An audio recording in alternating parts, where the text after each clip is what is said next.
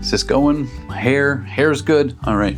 Hi, I'm Wayne Salter, and this is the Untitled Art Journey. Now, if you're unfamiliar with me, which you probably are because I've been making YouTube videos for about 6 minutes now, I'm a mostly digital artist. I've been making video games and things like that for about 15 years, and now I'm trying to expand my horizons and try some mediums that I've never tried before. Now this video is a follow-up to another video I had where I got you guys to vote on these Triad boxes, soft pastel or watercolor pencil, and the winner is soft pastel. I learned a lot doing this one. I hope you learn a little bit while watching me learn. It's a lot of learning. Let's do some learning.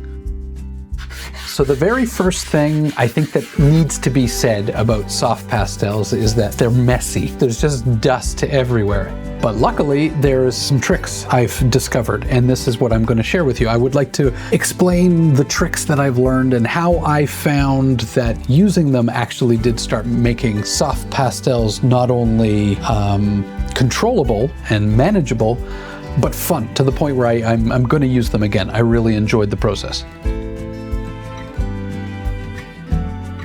So the paper that I've used here, because I had it in my studio already, is a Bristol vellum. I know that actual soft pastel paper is almost like a fine sandpaper, and I would really like to get some of that and try that, but for now, this is what I had, so this is what we're starting with. So for my pencil, I use this kind of mid-tone rusty orange. With soft pastels, I found it doesn't really matter what you use here. They're opaque enough that they're gonna cover up your lines by the end.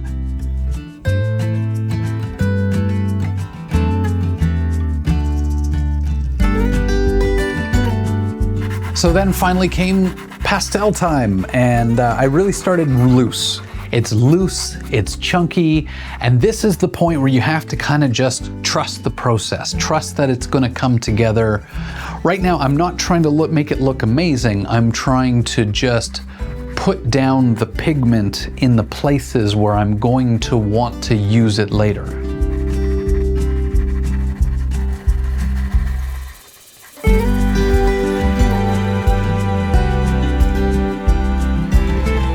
Now eventually you get to the point where you have to figure out what you're going to do with this excess dust that ends up building up. And the recommended method is to use this kind of hand air pump, and when you squeeze it, it blows the dust off the page, which sounds ideal, but I don't have one of those. And the other piece of advice that was given is to definitely not just blow on it, because then you run the risk of getting moisture on the page. So the other recommendation was to use a vacuum. If you have a handheld vacuum, with a HEPA filter, which you need because the little dust particles are so small that they'll just go right through your vacuum otherwise and into the air and then into your lungs, which is not great. But I did try it and it works really good. But the size of vacuum that I had was a little bit cumbersome, and it was also a little loud because my kids were trying to sleep. So I resorted to the method that I was very explicitly told not to do, was to just blow on it. But as soon as this is done, I'm gonna go get one of those little air pumps.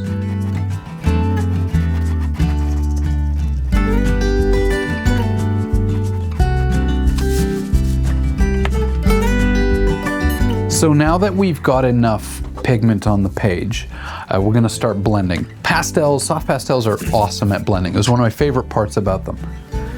At the beginning, I'm just gonna use my finger. I found it was really nice to kind of fill in the main shapes, but I didn't want to get too close to the edges. So the idea is that I was going to go in later and fill in the rest with a blending stick. But for now, I just wanted to make sure that all my main shapes were blended.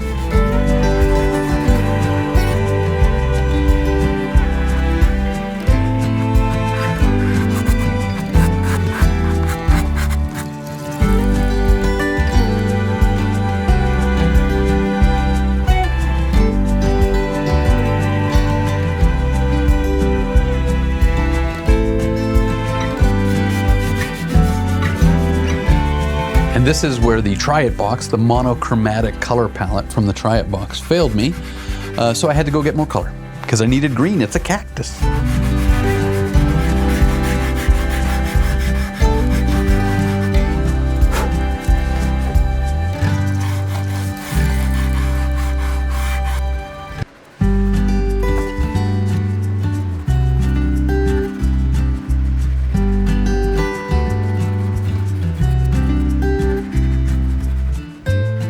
So I'm almost ready to go in with the blending stick and start to refine some of these details, but I just want to add a little bit more color. Specifically yellow, I want to add to the areas where the light is hitting just to brighten things up and make it a little bit more saturated and vibrant.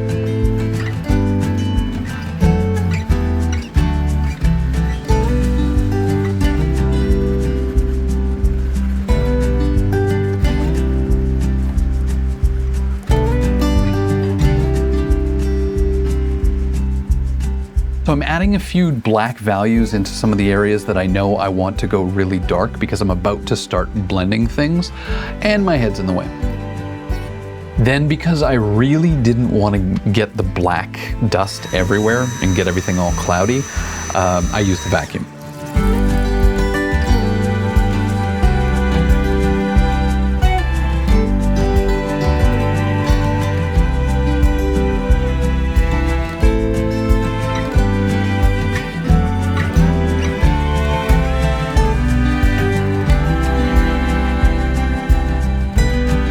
Now it's time for the blending stick, and this is where it all kind of starts coming together. In fact, after this part, I'm gonna do a before and after, starting where we are now to where we're gonna go with the blending stick. And you're gonna see the difference. You're gonna see how valuable this step for me really was.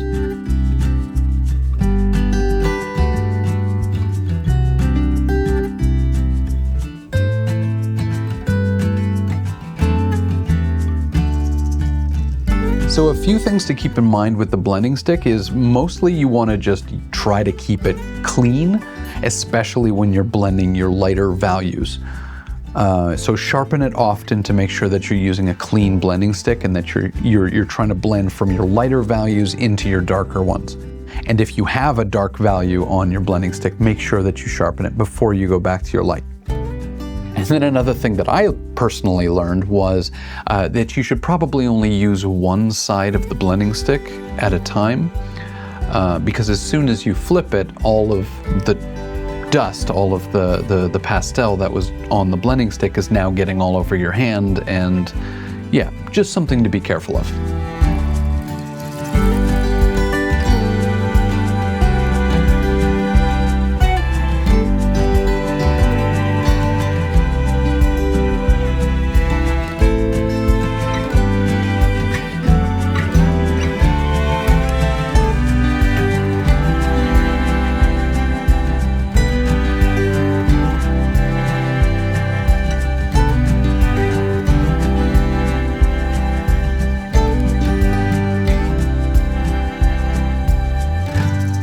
Another quick little tip here is, and I'm sure you probably know it already, but if you don't, it's really valuable, is to just put a piece of paper in between your hand and your art, because otherwise the oils from your hand will smudge everything and you will be not so happy.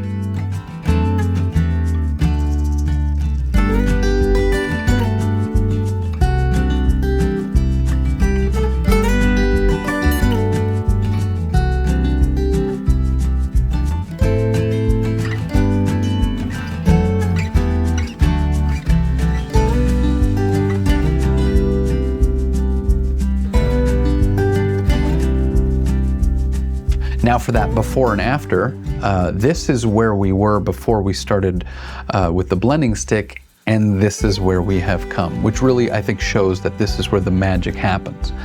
Everything that you had done up to that point was just a setup to be able to blend it all together and make it look nice. Now, as I was going, I had this notion that I wanted this kind of backdrop masked out in the background, and then the top of the cactus on the right kind of poking out of the mask to make it feel like it's kind of coming off of the page. All I had on hand was this green painter's tape, so fingers crossed that it's gonna keep a nice clean line.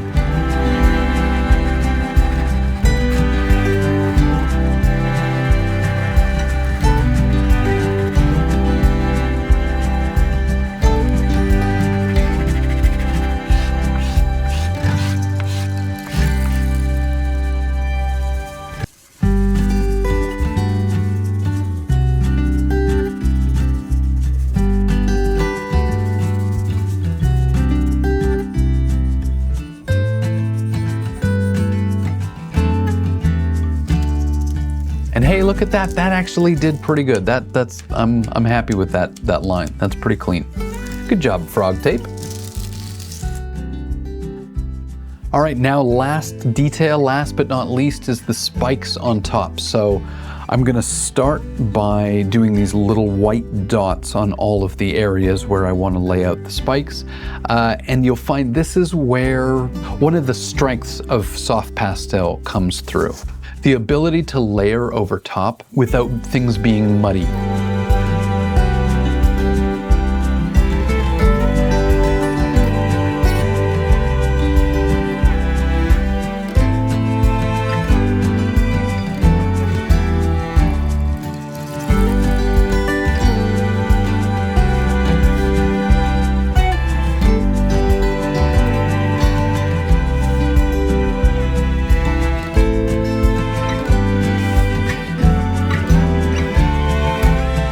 I think I'm gonna call that done.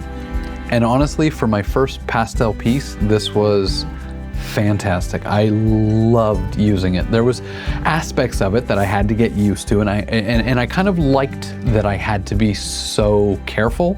It was a kind of a nice contrast where I normally would use Photoshop, and it doesn't really matter what I do because I can always kind of undo it and get back to where I was, and I can try different things out and experiment, which is great.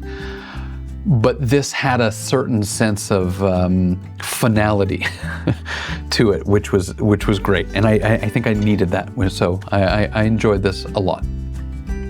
Thank you so much for watching. I really appreciate it. Next episode is watercolor pencil. Looking forward to that one. Please like and subscribe. Do all the bell stuff so you get notified when this one comes out. And we'll see you later. Have a good day. Bye.